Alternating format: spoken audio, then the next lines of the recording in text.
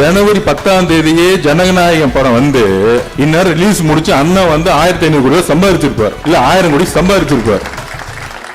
பணத்துக்காக அதிகாரம் கிடைச்சா எவன் கூட வேணா சேர்ந்துக்குவான் திமுக காரன். இதுதான் பிரச்சனை. அதே மாதிரி இன்னைக்கு உண்மையிலே பிஜேபி கூட சேர்ந்துக்கிட்டு நம்ம பி டீம் சொன்னாங்க, நம்ம பிஜேபி கூட டெல்லியில பேசிட்டு இருக்குன்னு சொன்னாங்க. அப்படி பண்ணா ஜனவரி 10 ஜனநாயகம் படம் வந்து இந்நேரம் ரிலீஸ் முடிச்சு அண்ணன் வந்து 1500 கோடி சம்பாதிச்சிருப்பார், இல்ல 1000 கோடி சம்பாதிச்சிருப்பார்.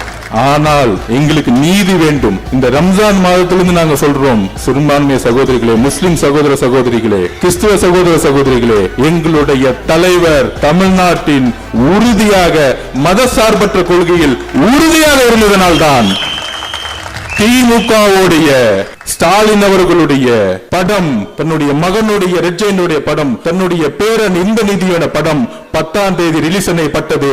இன்னைக்கு வரைக்கும் ஜனநாயகம் முடக்கப்பட்டது. இதை கிறிஸ்தவ சகோதரர்களும் இஸ்லாமிய சகோதரர்களும் உணரணும். இது யாரு பிஜேபி கூட இன்டைரக்டா இருக்காங்கன்னு உணரணும். அதுலயும் இந்தி திணிப்புக்கு எதிரான படமா, இருமொழி கொள்கைக்கு ஆதரவான படம்னு சொன்னாங்க. அப்படின்னா அந்த கொள்கைக்கு எதிராக யாரு இருக்கா?